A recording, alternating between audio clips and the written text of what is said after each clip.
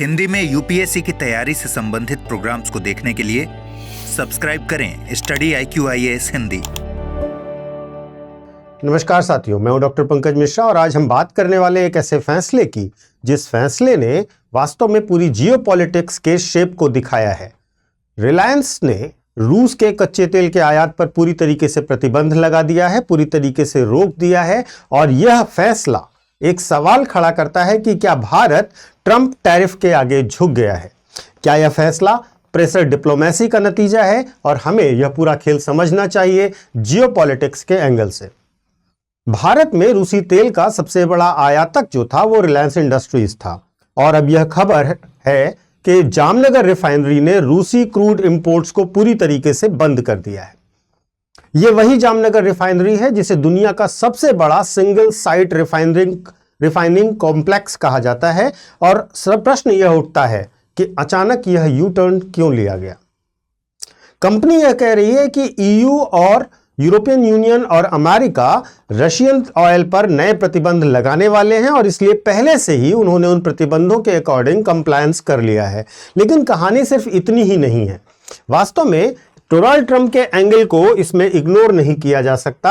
अगर हम देखें तो अगस्त 2025 में डोनाल्ड ट्रंप ने भारत पर 50% का अतिरिक्त टैरिफ लगाया था, जिसमें उन्होंने 25% पेनाल्टी केवल और केवल रूस से तेल और हथियार खरीदने पर लगाई थी। ट्रंप की भाषा साफ थी कि India is helping Russia in Ukraine war. Bharat इन आरोपों को लगातार खारिज करता रहा, लेकिन संकट गहरा था। इसीलिए भारत अगर हम देखें तो 2024-25 में अपनी तेल जरूरतों में 36% से ज्यादा हिस्सा रूसी तेल से लेता था और उनमें से लगभग 50% केवल और केवल रिलायंस आयात कर रहा था। सरकारी कंपनियों ने पहले ही आयात बंद कर दिया है। रिलायंस ने भी अपना पूरा रशियन ऑयल का इंपोर्ट बंद कर दिया है।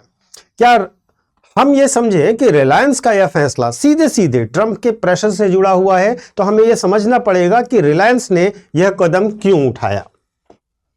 देखिए, रिलायंस की जहां तक बात है तो रिलायंस के इस डिसीजन के पीछे 3 कारण बताए जा रहे हैं। पहला कारण EU के सैंक्शंस जो जनवरी 2026 से लागू होने हैं। रूसी तेल से बने रिफाइंड फ्यूल्स पर EU पूरी तरीके से प्रतिबंध लागू करने जा रहा है और रिलायंस दुनिया में फ्यूल एक्सपोर्ट्स का एक बड़ा खिलाड़ी है। EU से कटने का मतलब है लाखों डॉलर का नुकसान सहना, जिसके लिए रिलायंस तैयार नहीं है। दूसरा, US के सेकेंडरी सैंक्शंस की अगर हम बात करें, ये दूसरा बड़ा रीजन था। अमेरिका ने रोजेनफेल्ट और लुकोइल के खिलाफ कड़ी कार्रवाई शुरू कर दी है और साथ ही साथ कहा है कि जो भी कंपनियां इनसे ऑयल खरीदेगी उन पर भी सेकेंडरी सैंक्शंस लगाए जाएंगे। रिलायंस ग्लोबल सप्लाई चेन का एक बड़ा अहम हिस्सा है और इस रिस्क को उठाना उसके लिए असंभव है। तीसरा, इंडिया और US की मेगा ट्रेड डील। पिछले 3 महीनों से भारत और अमेरिका के बीच में ट्रेड टॉक्स पटरी पर आई हैं और काफी तेजी से आगे बढ़ रही हैं और यह एक सिंबॉलिक गेस्चर है जिसकी डिमांड लगातार उठाई जा रही थी अमेरिका के द्वारा। रिलायंस का यह कदम उसी दिशा में उठाया गया एक सकारात्मक कदम अवश्य है। अब प्रश्न यह है कि क्या भारत वास्तव में सरेंडर कर रहा है। सरेंडर वर्ड जरूर आपको थोड़ा सा हिट कर रहा होगा, लेकिन यह सरेंडर वर्ड है। तो बड़ा सवाल यह है कि क्या भारत सरेंडर कर रहा है, तो जवाब है नहीं। दरअसल यह एक रणनीतिक रीबैलेंसिंग है। भारत का मूल सिद्धांत स्ट्रेटेजिक ऑटोनॉमी का है, लेकिन जब अमेरिका 50% टैरिफ लगा दे और EU के बाजार बंद होने लगे तब व्यवहारिक फैसले तो हमें लेने पड़ेंगे। इसलिए हम ये कह सकते हैं कि यह सरेंडर नहीं है, यह जोखिम प्रबंधन है, यह रिस्क मैनेजमेंट है। अगर हम आंकड़ों के हिसाब से देखें तो इंडिया का शिफ्ट रशियन ऑयल से धीरे धीरे शुरू हो गया था। 2022 में अगर हम रूस के तेल की बात करें तो केवल 2.5% आयात करता था भारत। अब 2024-25 में यह 35.8% तक पहुंचा। लेकिन 2025 के आखिरी 3 महीनों में क्या हुआ कि गवर्नमेंट रिफाइनरीज ने रशियन ऑयल की बुकिंग कम कर दी, लगभग बंद कर दी। प्राइवेट प्लेयर्स ने दिसंबर कॉन्ट्रैक्ट्स को अवॉइड किया और सऊदी और इराक से आयात 30 से 85% तक बढ़ा दिया। यह दिखाता है कि इंडिया धीरे धीरे डाइवर्सिफिकेशन की ओर बढ़ने की कोशिश कर रहा है और बढ़ता चला जा रहा है। अब अगर हम रशियन ऑयल नहीं लेते हैं तो हमारा नुकसान क्या है, हमें वह भी समझना चाहिए।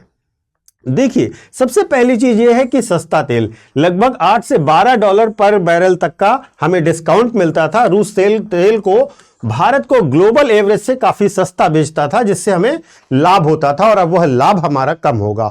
दूसरा, जो फ्रेट एडवांटेज था, रशिया का जो डार्क फ्लीट था उसके जरिए चीप रेट पर हमसे शिपिंग ऑफर कर रहा था वो, और अब हमें वह चीप रेट पर शिपिंग ऑफर नहीं होगी, तो फ्रेट यानी कि भाड़े का भी मामला बनेगा और वहां पर भी हमें नुकसान होगा। तीसरा, रिफाइनिंग मार्जिन्स डिप होंगे। रिलायंस जैसी रिफाइनरीज को हाई मार्जिन्स मिल रहे थे और अब ये मार्जिन्स जरूर घटेंगे। ये हमारे बड़े नुकसान हैं। देखिए, भारत को इससे फिर फायदा क्या है, इस फायदे को भी हमें समझना चाहिए। इस डिसीजन के बाद हमें क्या फायदे होंगे। पहला, यूएस के टैरिफ रिडक्शन का रास्ता खोलेगा और भारत अमेरिका के बीच में जो मेगा ट्रेड डील हो रही है, जो रुकी हुई है, उसे आगे बढ़ने में मदद मिलेगी। अब इसे रिवाइव करने के लिए एक अच्छा मौका हम देख सकते हैं। यूएस में जो है उसका फॉरेन डायरेक्ट इन्वेस्टमेंट जो एफडीआई है वो आने के लिए और टेक डील्स के लिए हमारे लिए एक अच्छा गुडविल गेस्चर दिखाने का मौका है, जिसमें हमें सेमीकंडक्टर, डिफेंस, एआई, इन सब सेक्टर्स में अमेरिकी सहयोग बढ़ने की उम्मीद है।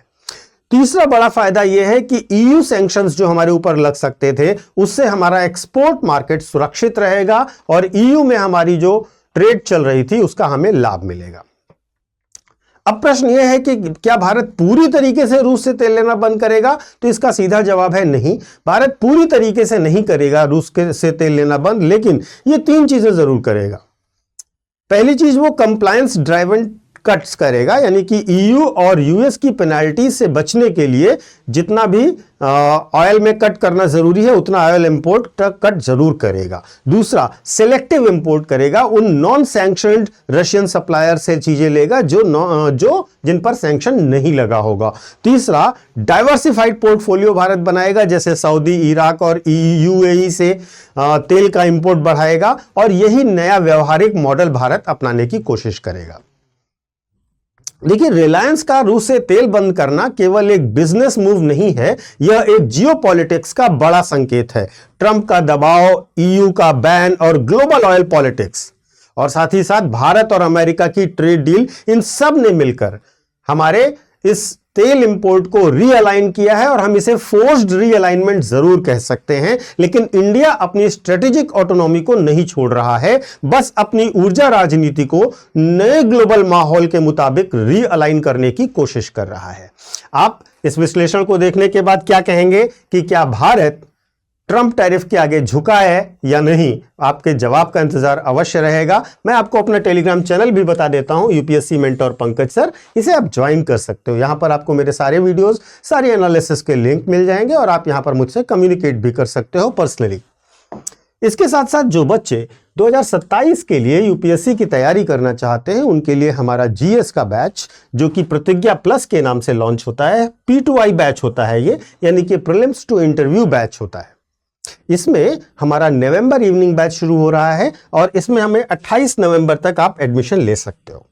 महत्वपूर्ण रूप से आप हिंदी में, इंग्लिश में या इंग्लिश में किसी भी माध्यम में इस बैच में एडमिशन ले सकते हैं। और सबसे बड़ी बात, इसमें बहुत सारा डिस्काउंट दिया जा रहा है। अभी यह कोर्स 2027 का मात्र 20,999 रुपए में मिल रहा है, और इस बैच में आपको 18 बुक का सेट दिया जाएगा, मेंटोरशिप दी जाएगी, साथ ही साथ आपको टेस्ट सीरीज और राइटिंग प्रैक्टिस, ये सारी चीजें इसमें दी जाएंगी। साथ ही साथ रेजिडेंशियल प्रोग्राम्स होंगे, जहां पर आप हमारे यहाँ रह करके दिल्ली में रहने की सुविधा और पढ़ने की सुविधा होगी।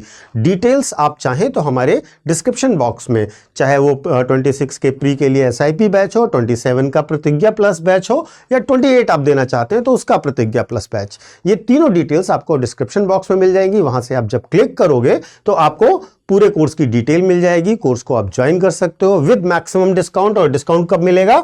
जब आप PK लाइव कोड का इस्तेमाल करेंगे। आप ध्यान रखिएगा, यह कोड बहुत महत्वपूर्ण है, इस कोड को अवश्य लगाइएगा और इस कोड से आपको मैक्सिमम डिस्काउंट ऑफर होगा। तो जल्दी कीजिए, 28 नवंबर तक यह ऑफर आपके लिए अवेलेबल है। Thank you so much. Hindi में यूपीएससी की तैयारी से संबंधित प्रोग्राम्स को देखने के लिए सब्सक्राइब करें स्टडी IQ IAS हिंदी।